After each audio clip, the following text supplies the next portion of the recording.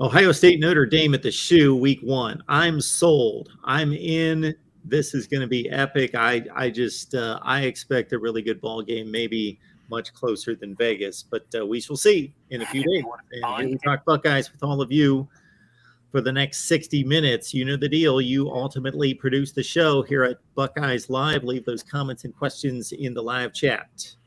Two of the best here, Steve Hellwagon, Bucknuts 247 Sports, Tony Gerdeman, Buckeye Huddle. How are you guys doing today? Doing well. Great. 3 days. Here we go. Yes. 7:44 p.m. Foot will hit ball, and off we go. The broadcast starts at 7:30, and they're going to make us wait for 14 minutes, not Yes. the customary 7. Yes. Okay. We will not have Britton Musburger at it's nearing 11 o'clock on the East Coast, and Woody is looking down and smiling on the horseshoe in the banks of the Olentangy in Columbus, Ohio.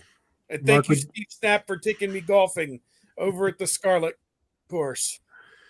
Would you prefer a noon game, Mark? Is that what you're saying?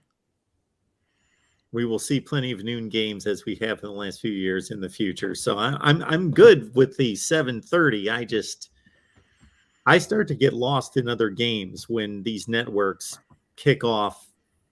The ESPN made one of its better moves concerning college football when they started kicking off these noon games at 12:01. Let's get to it, start, go. Get it on, get it off. Otherwise, the NFL, the Bengals exhibition the other night was played in 2 hours and 40 minutes. Boy, oh boy. I don't know what they did to speed that one along, but that's what we need more of in our lives. Yeah. I may get lost in Utah's opening drive at Florida and then be like, oh, yeah, I got to get back to kickoff at the Shoe. All right, Steve, as our historian on site, not that Tony couldn't handle these duties, but take us through the Notre Dame series and what's stood out to you. Yes, Ohio State 4, Notre Dame 2.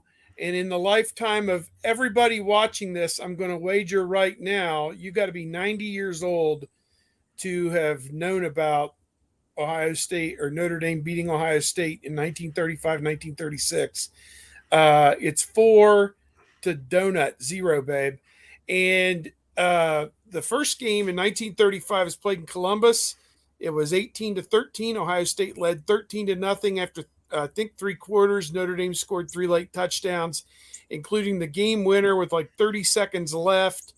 And this game was legendary. It was considered the game of the first half century of the 1900s, with Notre Dame beating Ohio State. Ohio State won the Big Ten championship that year in 1935, but lost to Notre Dame. Then they went up there the next year and lost 7-2. Boy, oh boy, that had to be in a game that took an hour and 40 minutes to play, probably without the 5-minute quarter breaks for network television. But no television on either of those games, obviously. Didn't play again for 59 years. 1995, they signed up to play. It was in the late 80s. They signed when Notre Dame was a national championship program under Lou Holtz, and Ohio State was struggling to win 4 or 5 games a year. Notre Dame was like, hell yeah, let's get Ohio State on the schedule.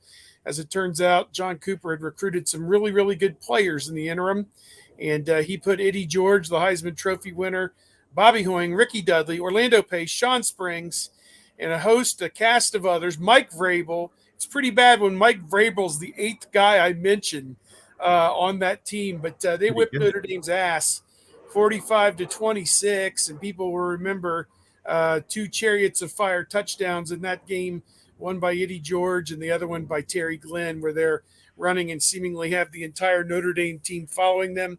Went up there the following year. Only game I can recall in my lifetime, Ohio State played a game on NBC. They played Rose Bowls on NBC back in the 70s, but this was the only regular season game. 29-16, Ohio State won. You'll never see that one replayed anywhere because NBC and Notre Dame own the rights to it. Maybe Big Ten Network can get a hold of that broadcast from new Big Ten partner NBC next year and throw that one on the air. That would be kind of cool. to see that one. Demetrius Stanley returned the opening kickoff 85 yards, set up a touchdown. Buckeyes never trailed 22-7 at halftime. Lou Holtz was a beaten man after the game, and it was not a surprise at the end of the season that he was done at Notre Dame. 4 games shy of tying Newt Rockne for the career wins record. He left, sat out 2 years, then went to South Carolina, exacted his revenge at South Carolina on Ohio State. Back-to-back Outback Bowl victories for South Carolina. So he had the last laugh on Coop on that one. Got Coop fired, basically. Then 2 more games. Fiesta Bowl after the 2005 season. Charlie Weiss was going to have the schematic advantage with that one. Flashed a Super Bowl ring at everybody. Tried to make Jim Tressel out to be a piker, even though he had won 5 national championships by that point. 34-20. Ohio State had 600 yards total offense. Missed a couple times in the red zone. Should have been a lot worse. Huge day for Troy Smith, 342 yards. Antonio Holmes had a huge game, and so on and so forth. And then the last one was after the 2015 season, the season that I refer to commonly as the root canal at Ohio State after they won the national championship. They made them play on a Monday night at Virginia Tech and come back and play Hawaii the following Saturday. Gave no credit to the student athletes there, and I think they regarded it as a bunch of crap the whole season, and they played like it. So 2015 season ended up with a 44-28 win for Ohio State in the Fiesta Bowl, in the House of Horrors out there at University of Phoenix Stadium. One of the few bright spots for Ohio State, maybe the only one in that stadium for Ohio State over Notre Dame that day. So 4-2 all time.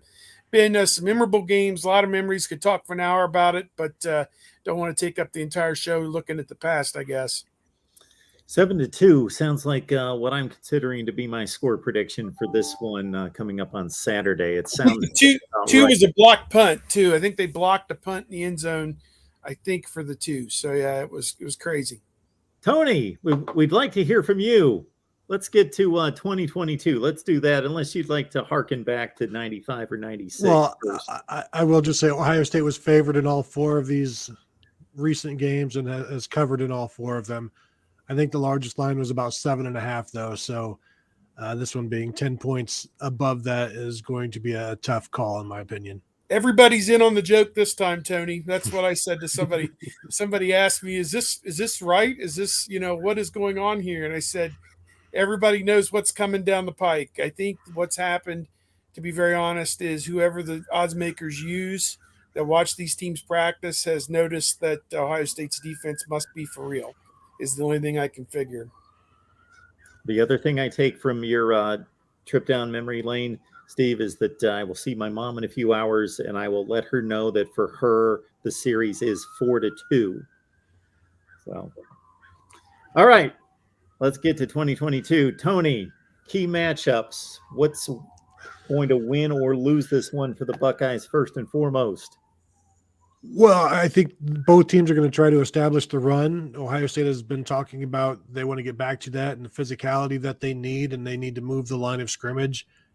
And if they can, then that makes the passing game even more unstoppable. If Notre Dame has to send more people to stop the run, then that's just going to leave guys flying around and open in the secondary and behind the linebackers. So I think we can all talk about just the battle up front. Whoever wins that wins.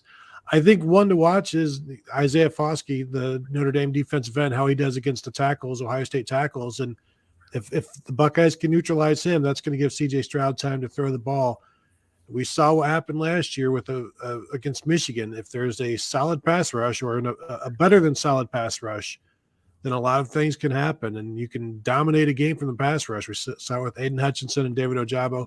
Used to see it with Chase Young. They changed the entire course of the game. They change everything that you do. So if Notre Dame can get something from Foskey in that way, I think that can even neutralize a little bit of the line of scrimmage in terms of the running game. So I think just whatever happens up front is going to be fascinating. And then all of the moving parts on defense that I'll be watching from Jim Knowles' defense, I think it's going to give us a ton to watch and a ton to just glean later on down the road. But I'm just really interested to see how this defense does, and I'll let Steve talk because there's a bunch to talk about with this game and all of the newness that it involves. Yeah, I like Tony's first point about Foskey.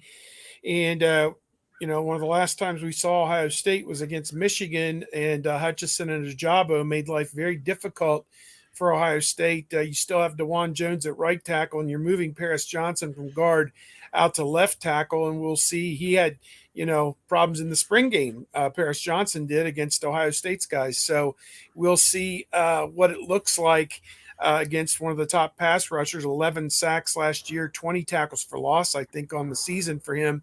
So he's for real. We're going to find out pretty quickly if this offensive line is the real thing, if Stroud's able to continue to light up the scoreboard. And then beyond that, like Tony said, I asked Coach Day yesterday, all this talk from the offensive players about how much better the defense is. Where have they really improved? Are they better against the run, which is kind of hard to tell in practice because they don't spend a lot of time, banging up against each other like that in the run game. They spend a lot more time, I think, on passing scrimmage type stuff because, the other's kind of a stalemate really in practice, but you really won't know how much better they are against the run until somebody lines up and tries to run the ball against them. That, or are they better in coverage, making plays on the ball? Are they better with the pass rush, getting to the quarterback? Where has this defense truly improved? If it's marginal improvement or decent improvement in all three areas, I guess that would be acceptable. So I guess we'll see what the final product looks like on Saturday night.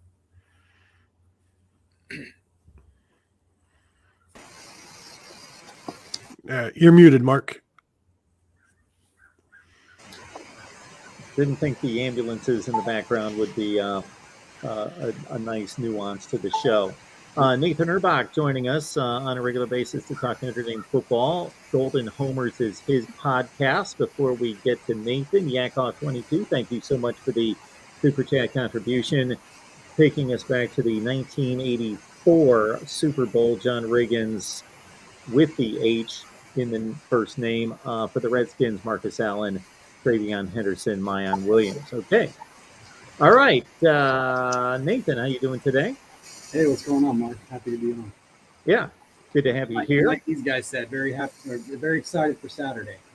It's time for us to stop talking about it and just get to the action, right? No doubt, no doubt. That's what football gives us. It gives us a lot of gifts, but the one is that there's just not enough games and a huge offseason in college football to talk. Tyler Buckner is getting a lot of talk as well. Can he handle the Ohio State pass rush? Can he handle the load of the Notre Dame offense from play one through the conclusion of the game, something he's never had to do? And can he handle the big stage? I think he can handle the big stage. I'm not worried about his mental fortitude and different things like that. With that said, I mean, obviously you're playing Ohio State, so regardless of if he's ready to go or not, it's going to make it a tough game. So I don't expect this to be like his best game in a Notre Dame uniform. Specifically with it being his first game and playing at Ohio State. But I do think he's going to make some plays out there that maybe some fans that don't follow Notre Dame or know much about Buckner. I think he's going to make some plays out there that make him a bigger name to others out there for sure. One more from me, Nathan, then I'll cut these guys loose on the matchups. But Notre Dame last won this matchup in the series in 1935 and 36. Do they want to go back to 1935 and 36 football to win this one? You know what? That's an interesting question because obviously I think if Notre Dame's able to run the football effectively, that's going to make the matchup, not necessarily in their favor, but certainly more what Notre Dame's going to want to do. But their biggest issue over the last, 10 to 15 years is that they haven't been able to keep up offensively with teams like Ohio State, who can essentially wake up and score 35 to 42 points against anybody. And obviously, like you look at their wide receiver core with Marvin Harrison Jr. and Jackson Smith and Jigba.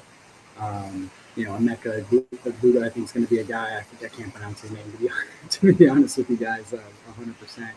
They have all these weapons. And what Notre Dame, I think, has struggled with over the last, 10 years when they have been in these big games is their defense has been okay at times. But teams like Ohio State, when you play a good defense, they're still going to put up 30 points. And so I'm hoping, and again, it might not necessarily be this game specifically, but I think Notre Dame needs to show that they can score with teams like Ohio State, and not necessarily just. I know the blueprint with Oregon and Michigan was essentially run for, 300 yards or whatever, and control the game clock. But for Notre Dame's purposes, I don't think that that's something that they're going to want to do if they're going to win a national championship in the next, 5 years. For me, I'm just wondering if you could let everybody know in terms of the major contributors who are not going to be available for Notre Dame, guys that people are expecting to be in there and who are no longer there due to injuries and what have you. Yeah, the only one that's officially out is Avery Davis, who's projected to be their slot receiver as ironically enough, a sixth-year guy. He tore his ACL towards the end of last season, and that made it, and then he was, coming back and then tore his other ACL, which is unfortunate. So Notre Dame certainly has a lack of depth there at wide receiver. The other guy to keep in mind is Jarrett Patterson. He has a foot injury, and right now they're labeling him as questionable for the game. I think it's 50-50 that he plays. Now the good thing is like I know he's a fifth year. He's a guy that's been in the program for a long time, a fifth-year senior, probably a second or third round pick in the draft, one of the best interior offensive linemen in the country. And but the good thing is that's one of Notre Dame's strengths, and I think that their backup, specifically Andrew Kristofic, does have some starts under his belt and played fairly well last year for Notre Dame when he had to. So even though Patterson's a great player, I think they can withstand that if he doesn't play. But those are probably the two guys that are at least currently. And then they have a few other guys. I know Mitchell Evans, the tight end that they really like behind Michael Mayer, who's out for the first, probably 2 months of the season. But they have a lot of depth at tight end. I don't think they're worried about Evans specifically too much in this game. Buckner is kind of an intriguing player. One of the games I had on DVR was the Virginia Tech game where he got to play. I presume was Book injured that week, and so Buckner had to play most of the game. He really struggled. They won the game, but he kind of struggled a little bit. And I noticed he threw 35 passes last year, and 3 of them were interceptions, which doesn't seem like a very good ratio that every 10th pass is going to go to the other team. But I don't know. What's your thought about him? To me, it seems like he's going to need to throw for about 200 yards for Notre Dame to have any chance, I think, in this game. Yeah, he was a true freshman last year and a kid that missed his entire senior year of high school due to COVID because he played in California. So honestly, I'm a huge fan of his. I was probably one of his biggest supporters when he was when he first committed to Notre Dame. I think during his sophomore year or very early on in his junior season, in high school. So I think the fact that he essentially only got 1 year of high school football under his belt certainly played a role last year. He was kind of a gadget player for Notre Dame, came in at certain times more so when they wanted to run the ball or just kind of get a spark going, and Cohen and the offense wasn't doing it. So I tend, just to be honest with you, I tend not to put too much stock in his performance last year because they were very scripted, specific plays. And I think, were you talking about the Virginia Tech game? Yes. So the Virginia Tech game, I thought they put him in a bad position.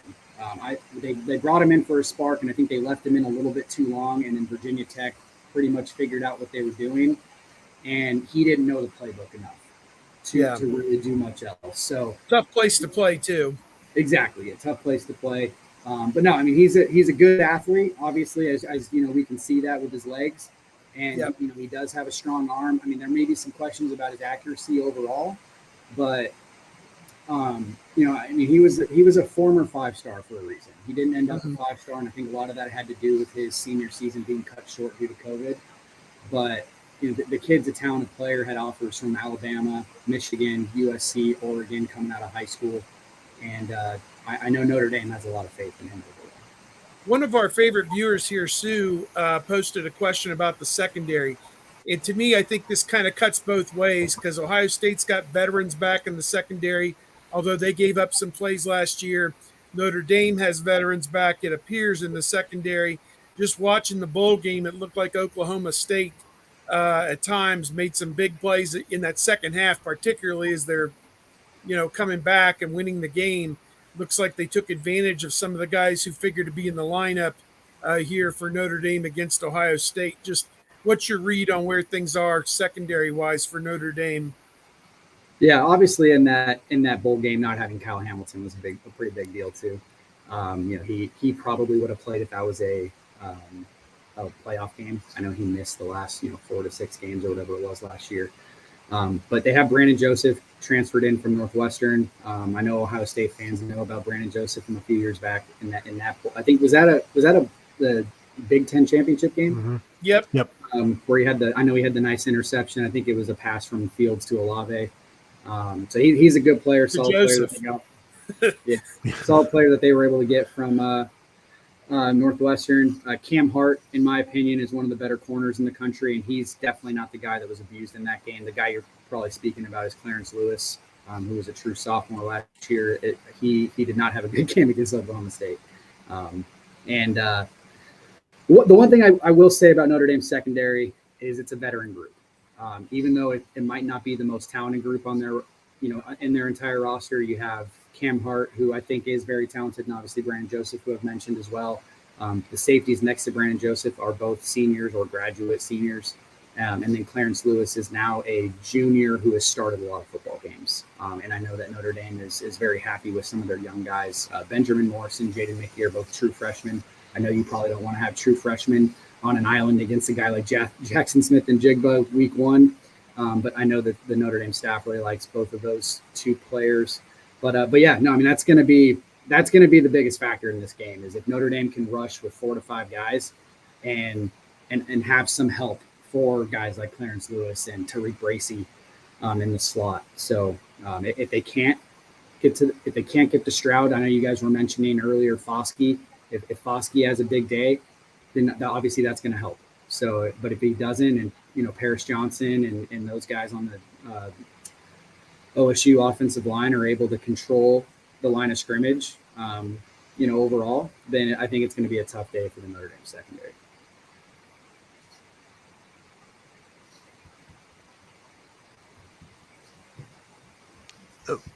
One other thing that I'm wondering, like who is also there with Foskey on that defensive line that is impactful, that makes plays, more than just a guy that just stands his ground. Like, who else is there to make plays? I know Ryan Day said it's going to be multiple fronts. It's going to be some 3 down, some 4 down. Like, what are you expecting to see?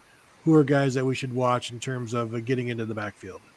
Yeah, you have the Adamalola brothers, who are both fifth-year seniors at this point. Justin Adamalola plays all over the line, can play strong side defensive end, and also backs up Foskey. I mean, I think he had 5.5, 6 sacks last year. Jason Adamalola, in my personal opinion, is one of the best interior defensive linemen in the country. I think I was a little surprised he came back this year. I thought he could have been a mid-round pick last year in the NFL draft. That's Jason Adamalola. That's the one who plays more 3 tech for Notre Dame. Riley Mills is a guy who made the Bruce Feldman Freaks list, who now steps in as a starter, was a rotational piece last year. Probably, honestly, even outside of Foskey, their best overall athlete on the defensive line, and he was a guy I think was recruited by Ohio State, if I'm not wrong there, coming out of like the Chicago suburbs when out of high school. So he's a guy. So Notre Dame's defensive line is something that I think can keep them in a lot of games this year, whether it's Ohio State, Clemson, at USC. That if they're going to win games this year, it's definitely that. And those are probably the 3 guys I would mention: is the Adamalola brothers and Riley Mills. And I think it was Jason who came out yesterday with some strong words about the defensive line. Yeah, he did. He's a pretty confident kid. What about Coach Freeman? Obviously, Ohio State graduate, and really not worried too much about the angle about him playing his alma mater, but more in terms of football and building the program. From what you heard yesterday, what you've heard this entire preseason, what are maybe some of the highlights, I guess, that you can share about directionally where he's taking this program, I guess? Yeah, I mean, I think first and foremost, he's in like, I mean, I guess for lack of a better way to describe it, I would label him an elite recruiter. I like Brian Kelly. I think he was a very, very good coach at Notre Dame. I think he's going to be successful at LSU, but I think Freeman brings an element to recruiting that Brian Kelly simply didn't do. And so I'm excited about that specifically. I think he's a player's coach, and I think sometimes that gets labeled in a negative way, but I think he wants to have a personal relationship with all of his players. The players speak about that all the time. Tyler Buckner, I think, had an interview, I think it was yesterday, with Holly Rowe, and she asked him that specifically, like, hey, how has Freeman made a personal relationship with you since he's come from being the defensive coordinator and now you're head coach, to where he has to speak to you on a daily basis. And that's essentially what he said, is that he wants to have a relationship with his players. And I think that's a huge deal for the Notre Dame program. And then the other thing I'll mention, and this is, I mean, I don't know if I think this is bad or good. I find him, at least in interviews, to be a little bit more transparent than Kelly. I know from a Notre Dame perspective, a lot of fans used to get upset with guys that were in the doghouse or a 4-game suspension or injuries, whatever it was. And we just never really knew what was going to, like, when those guys were going to play, when they were going to be available, if they were suspended for the year or 4 games, whatever it was. And so far, and I don't think they've had any suspensions, so that's probably a good thing. But so far, there hasn't been a level of transparent, or a level of lack of transparency that I see with him, and that's something that I think from a media perspective and a fan perspective, I think we appreciate. Let him win a few games, and then he'll shut it all down. Don't worry. Right, probably. If he loses against Ohio State, he's never talking again. Hey, Nathan, getting back to the Notre Dame defense headed up by Al Golden, who has not coordinated a defense in college football since, I believe, 2005. So do we forecast a pretty nice advantage for Notre Dame not having anything on tape that's under Al Golden's direction for Ohio State to look at? I don't know. Honestly, I think I would flip it the other way around. I think the defense is going to be pretty similar to last year.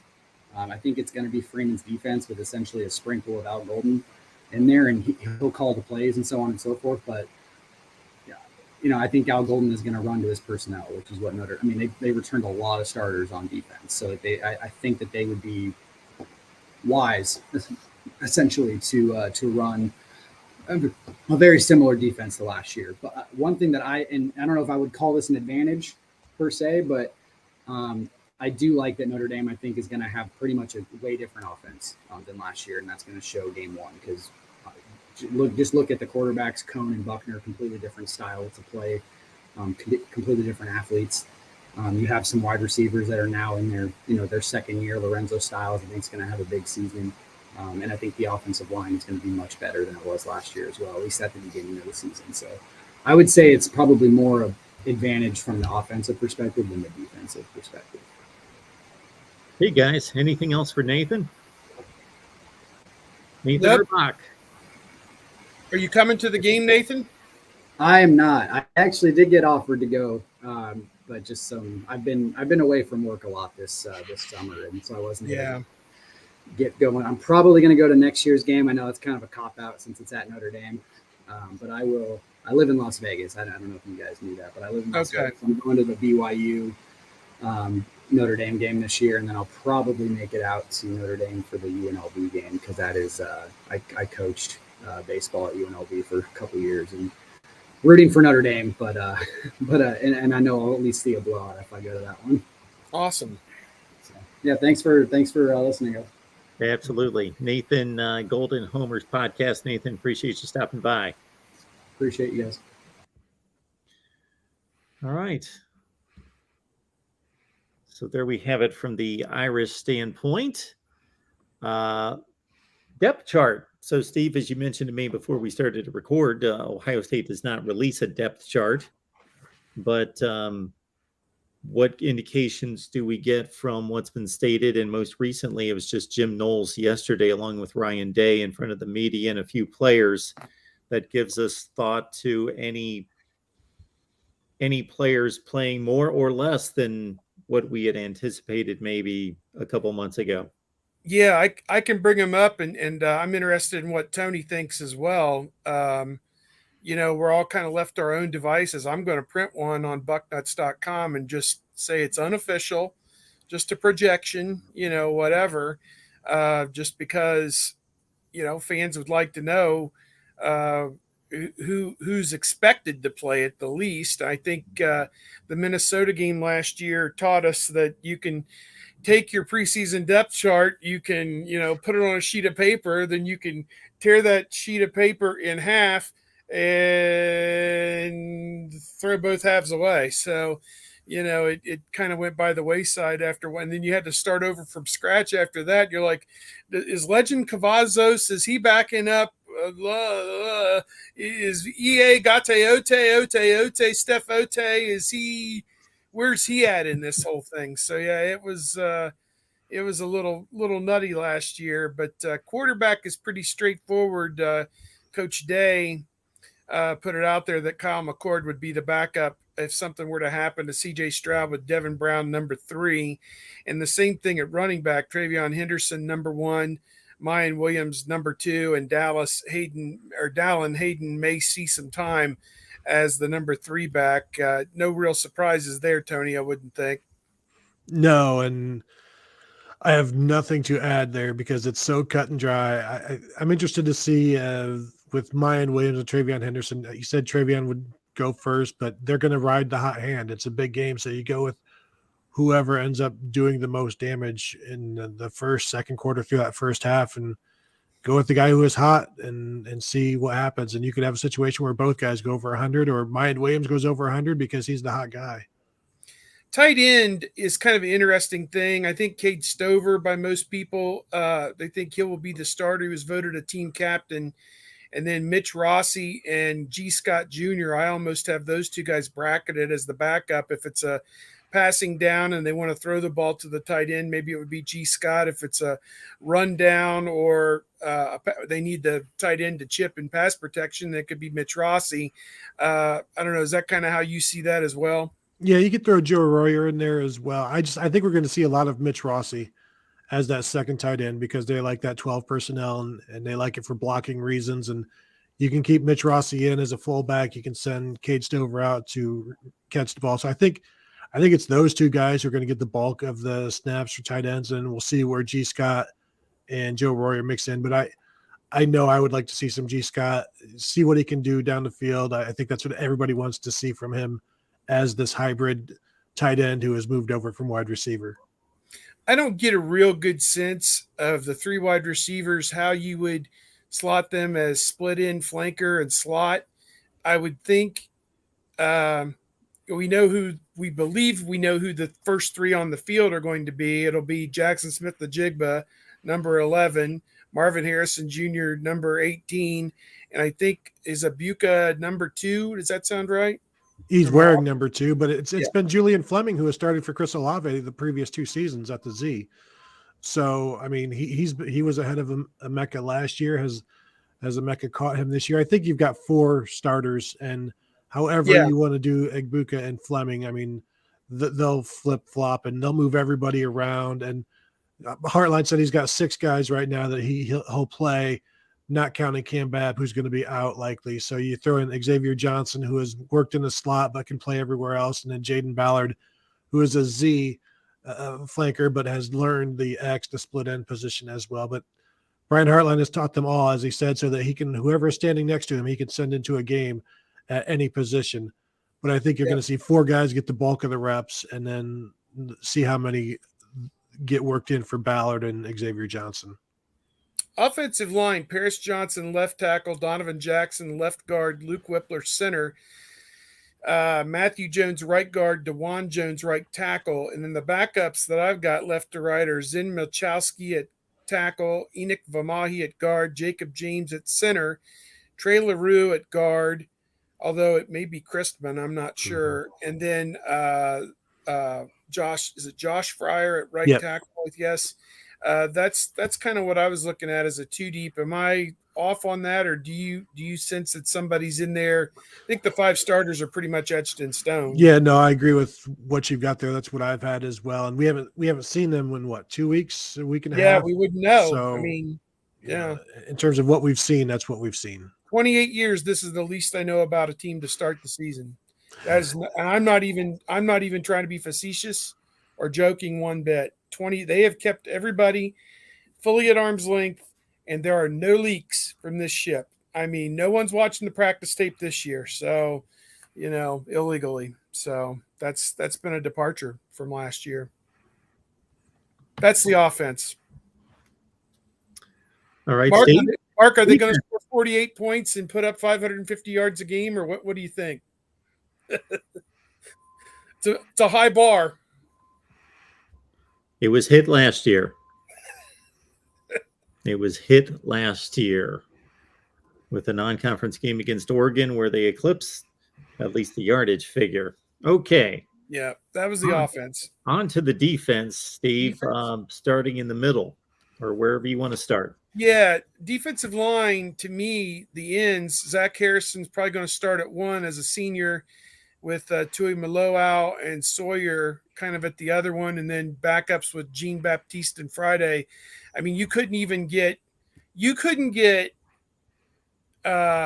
Jim Knowles to commit that which one of those guys would start. They could all start. He could have all three of those guys in the lineup and pull out a tackle.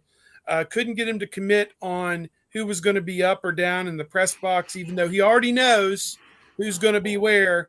They aren't telling you anything about this team. I mean, they talk for 25 minutes, but they really don't tell you much of what's going on. And, at some point you have to put your cards on the table. The secrecy goes out the window at 7:44 p.m. on Saturday night. It's going to be there for the entire world to see what the rotations really are and what the scheme really looks like. But do those five seem like the top defensive ends to you, Tony, or what do you see? No, yeah, it's those five, and I think that's the rotation. And however they employ them, they'll employ them. Jim Knowles has said that the guys working at the Jack defensive end spot would be Jack Sawyer, Javante Jean-Baptiste, and Paula Teoche, who is moonlighting from linebacker and whatnot. So I don't know that we'll see too much of him because they like what they have there. But those five guys, I think it's five defensive ends, and Steve, I think it's going to be five defensive tackles.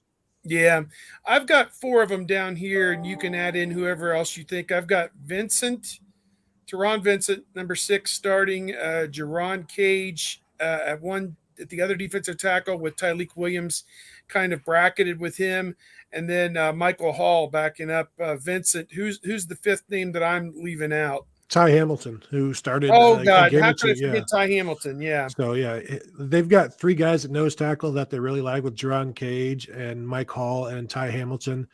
Kevin Wilson famously a couple weeks ago said, watching this defense, he laughs that Mike Hall comes in as a third-team nose tackle, and then Larry Johnson a few days later said he's not a 3. He's with the 1s and the 2s now. And so they've got these guys that they just roll in, and at 3 tech, you got Tyleek Williams and Teron Vincent, two guys in opposite ends of their careers, basically. One guy with his last year, and Tyleek Williams finally getting to play as much as he would like and as much as everybody else would like. So let's see what kind of wind he has, because it was the fact that he couldn't play more than 2 snaps in a row last year that kept him off the field. But when he was on the field, he was as productive as anybody. You talk about his tackle for loss numbers and his sack numbers were just below the team leaders of Zach Harrison and Haskell Garrett, and they had hundreds of more snaps than he did last year. Yeah. Going to linebacker, only 2 linebackers in the starting lineup. Steele Chambers, outside linebacker. Tommy Eichenberg, middle. I've got Cody Simon backing up Eichenberg, and then I've got a bracket with Chip Trayanum and Taraji P. Mitchell there at outside linebacker. What do you see there? Yeah, and even really to call it an outside linebacker, I think the way Jim Knowles does it, they're both inside.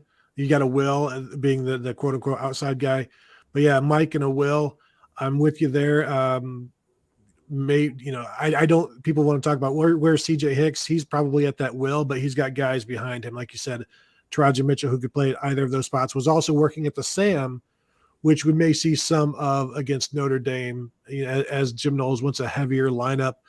But also maybe he's found that he doesn't need to have that heavier lineup with another linebacker because Court Williams can do it. So there's a whole bunch of intrigue on how Jim Knowles is going to employ all of these different packages that he's found. But yeah, it's Steele Chambers and it's Tommy Eichenberg and that was one of the questions coming in. Like, would Cody Simon get his job back? Like, he started 9 games last year, and Tommy Eichenberg started all of 4, I think. And this is Tommy Eichenberg's team. This is his defense now. He's taking it over in middle linebacker. Steel Chambers. Jim Knowles likes him because they go back and forth at each other. And if you've listened to any of the Steel Chambers interviews from this summer, he talks about how much Jim Knowles rips on him in a kind of a playful way. And so they go back and forth, and those are 2 guys that Jim Knowles can't speak highly enough about. Yep. Cornerback, Denzel Burke, Cameron Brown. They started last year. They're starting again. I've got 4 guys. I got 2 at each side. I got Zaire Brown and J.K. Johnson as backups, and then Hancock and Martinez, who's also repped at corner a little bit. I think you could see as many as 6 different guys at the cornerback positions if the game wears on. Yeah, and we don't know how healthy Jordan Hancock is yet. He was banged up a little bit in camp, so I'm interested to see, because he went into camp seemingly as the number 3 corner, and with his absence, you saw Jair Brown and J.K. Johnson really make a push to be that 3rd or 4th guy. So I think they found out more about those 2 guys. So not having Hancock out there for the full camp, I think made them feel a little bit better about what else they have. But I'm interested to see who that number 3 guy is right now. And you mentioned Cam Martinez, who's a guy who can do a bunch of different things. I'm interested to see who that first quarter off the bench is and when it happens, and how do they employ their dime defense? Is that where Cam Martinez comes in? He's the number 2 nickel. Is he the number 1 dime, or do they want their 3rd best corner? So there's, again, a whole bunch of intrigue in terms of how all of these things are going to be employed that we just don't know yet. Yep. Last thing on defense, the 3 safety positions, the adjuster, the bandit, and the nickel. Ronnie Hickman, the top tackler on the team last year, seems to be the adjuster, with Lathan Ransom backing him up. Josh Proctor, who only played a little bit first game, I think, before getting injured. Josh Proctor at the bandit with Court Williams behind him. And then the Oklahoma State transfer, Tanner McAllister at the nickel, with Kim Martinez backing him up. So Martinez could really line up at any of the 5 positions in the secondary, as it turns out. Sounds like there's like the wide receiver position, you're never pigeoned into just one spot. You're cross-trained on all 3 of those safety spots. And they may, what I read up on what Knowles does is, it may be the same personnel grouping, but guys lined up in different positions to give the quarterback a bad read or disguise a coverage, and to say, oh, I've got a favorable matchup here. Whoop, no, you don't. So, I don't know enough about it because I haven't seen it. I didn't do a deep dive and watch all 12 games of Oklahoma State last year to get a full idea. And there's a lot of sentiment that he wouldn't employ a lot of what they did at Oklahoma State because he's got different, read that, better personnel potentially here at Ohio State, a higher grade of cloth, so to speak. So, let's get into the season, like I said, and get a read on this. Tony, I have gone so far in my mind that I want to put the message board yahoos to work. I want volunteers who will watch each position group carefully for me, so that while I'm writing down who the ball carrier is and what happened in the game and writing my story, that they can tell me what these exact personnel, okay, tell me the wide receivers. How many snaps did Julian Fleming get? Was he lined up at split end? Was he lined up in the slot? I need help with this game. I need an army of observers to watch this first game and help me and tell me. I can't wait for our friend Donald Hope to come back with the snap count story late Sunday afternoon. I need to know when the game ends, what are these rotations and what does this look like? Because, it's who plays, Tony, that's more important than how they play. That's what we've been taught over the years. Well, and it's not just how many snaps, it's where are those snaps. And I think that's going to be the fascinating part about the defense, because you've got 6 safeties that they want to play, but Jim Knowles also doesn't want to rotate guys. He wants guys to get a feel for the offense, and he wants them to be comfortable. So I think what happens is you have more substitution packages than rotations. Like, they're not going to send they're not going to put Cam Martinez at nickel just to give Tanner McAllister a breather. They're going to do something specific with Cam Martinez, and they're going to do something specific with Court Williams, like I was talking about with maybe he is a Sam linebacker in this look, and that replaces the nickel. So what happens at the nickel throughout this game and throughout the season is going to be fascinating, because I think at some points against passing teams and passing downs, it's Cam Martinez. Against teams that can do both, maybe it is Lathan Ransom, because he can do a lot. And against running teams like Michigan or Wisconsin, maybe it's Court Williams instead of just a full-fledged linebacker, because Court Williams is, he's 6'2", 6'1", 220 pounds. Like he's a big safety, and he looks at when you're standing next to him or sitting next to him. So the way they utilize these different guys, and Jim Knowles has said himself this fall, he's never had anybody like Court Williams who can play linebacker and can play safety. It's rare to have those kinds of guys. And Ohio State is recruited to that for the bullet position that was part of Jeff Hafley's defense that is now no longer gone, but apparently it could be back by happenstance because of what Court Williams can do and what Jim Knowles has decided, hey, let's try this and see if it works. And, he likes to throw stuff up against the wall methodically and see if things work. And if it does, then that gets added to the defense. Well, our guy, Pat Murphy for Bucknuts, he tweeted out there the comment from Ronnie Hickman that he can't wait for this game to be played on Saturday night so they can show the world what they've spent the last 8 months working on to improve on defense. And in typical Ohio State fan fashion, one of the first replies was, I don't believe it's going to be any better. I will not believe it's going to be any better until I see it.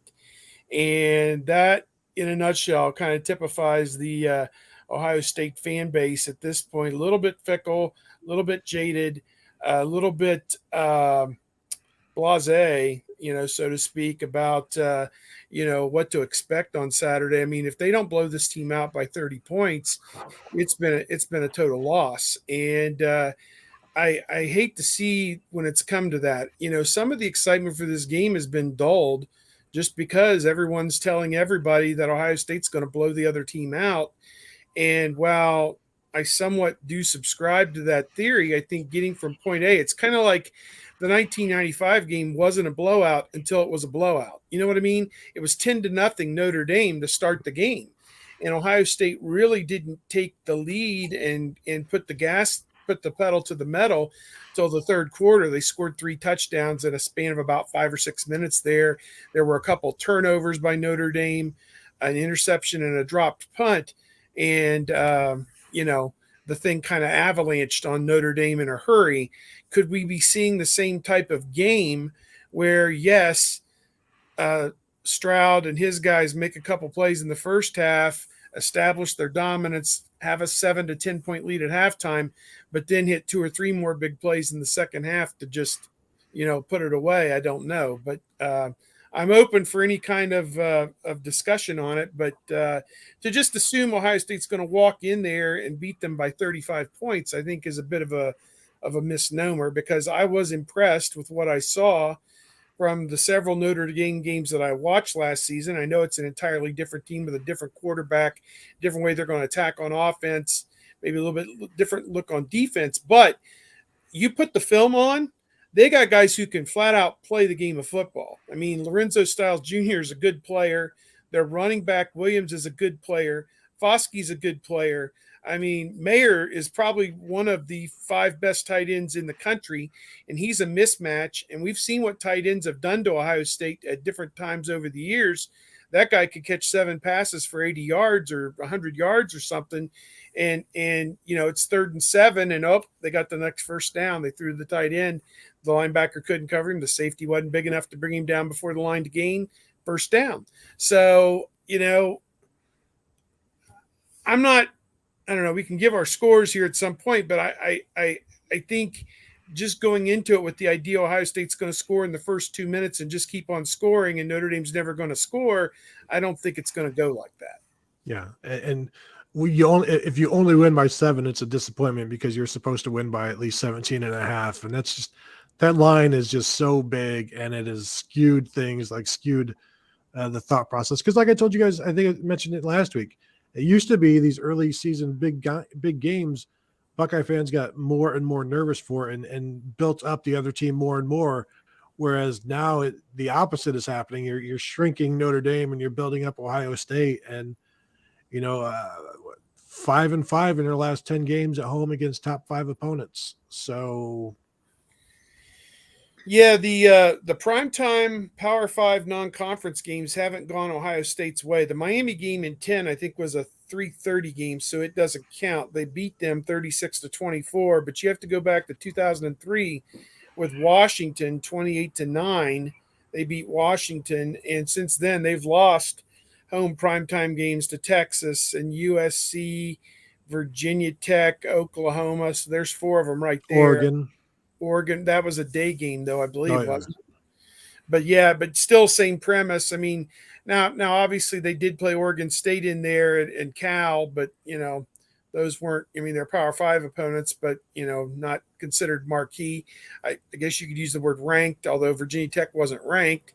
So I don't know. It's some kind of conglomeration there. They've won a few and they've lost more probably than they've won. I don't know that the past history really has an impact on this game, though. I think the potential is there that Ohio State may actually have the best team in the country, but they have to go out and prove it. And I think that's what people are interested in seeing, beginning Saturday night. Well, I've been told by somebody who has gone and seen all of the big teams that Ohio State looks the best in practice. So, that's not just us saying that they should be there. That's actual experts saying that. So, I did my survey of the hardest schedules and everything, and I had Alabama with the hardest schedule. They play one top 10 team, which is Texas A&M. Ohio State plays 2 top 10 teams with Notre Dame and Michigan, and then they will play 3 others in the top 25. Alabama will play 4 others in the top 25. Of Alabama's 5 games against teams in the top 25, 4 of them are on the road, whereas Ohio State only has 2 of them on the road. So I gave Alabama, even though Ohio State's playing 2 top 10 teams to 1, I gave Alabama the slightest of edges as the hardest schedule. They have the toughest schedule. The teams ranked in the top 20. Alabama has the hardest schedule, and Ohio State has the second hardest schedule, and then it drops down from there. Clemson and Georgia, much easier roads to the playoff, although potentially you throw in there Alabama and Georgia have to play one another for a play-in spot again next year, for a play-in spot to get to the playoff. Although, as it turned out, the loser of that SEC championship ended up winning the national championship, still got into the playoffs. So it's funny how this all shakes out. That's so far down the line. That's 15 weeks from now. My God. Arriving at the SEC championship game is the play-in spot. Yeah. So just arriving. Hey, and one day when they go to an 18 playoff, you'll already be a top 4 seed. It won't even matter that whether you win the game by 20 or lose the game by 20, you're already getting favorable status as a top 4 seed. Steve, in that survey of the Ohio State It'll difficulty, be negotiated into the bargain. Trust me. Yeah. Regarding the difficulty of Ohio State's schedule, that is under the assumption that Michigan will choose to play this year? Yeah, that's a great question. That's up in the air. Maybe they'll, wherever the COVID outbreak is, it's going to find Ann Arbor on about November the 22nd. So, yeah, be careful. They call that the blue flu. Good Lord. Stuff here. Ryan, 1,000 days. It's been 1,000 days since Ohio State beat him. Can you believe that? Where's the time gone? He was going to hang 100 on him the next time he saw him. I think he was at least going to hang in the 70s. Yeah, it was going to be. Well, Steve, we've got about 253 possible eyes and ears for you that you can recruit to your staff for the Notre Dame game. Yeah, I may put something out there on our message board and give everybody a deadline of 9 a.m. on Sunday. I need your report. Tell me, what did you see? How many plays did Cody Simon get at linebacker? How many plays did Court Williams get at safety? Et cetera, so on. Because, I think that's kind of the fun of it, though. The whole thing's a chess match between, and they say that Jim Knowles loves these chess matches, that he he's the chess master. He's playing chess and everybody else is playing checkers. So with disguising the coverages and playing games up front with the defensive line, and that he will give up. There'll be a trade-off sometimes on first down. They will sell out to stop the run to set up a second and long that you'll have to throw the ball. You may be able to throw the ball in Ohio State on first down. He may roll the dice a little bit with some run blitzes and different things like that to put you behind, to hopefully try and put you behind and down in distance. So, there's no one size fits all answer to any of this. When both teams play 70 plays on offense, there are so many different down and distance situations and time and score that there is no one size fits all. Oh, this Ohio State new scheme, I love it with the 5 DBs. Well, they may only play 5 DBs 40 plays, play 4 DBs 30 plays. You don't know. We don't know. We don't go to practice, so how would we know? I mean, it's impossible to say. Willie, I appreciate you encouraging everyone to hit the like button. And I know that you want me to correct whomever's in the live chat and a few people that are demanding or insisting that Notre Dame is a member of the ACC. We don't need to address that. Those people are either ignorant or they're trolling just to get a response. So that's what I did find out there will be ACC officials on the field, as you'd expect. Big Ten will be at South Bend next year for the game.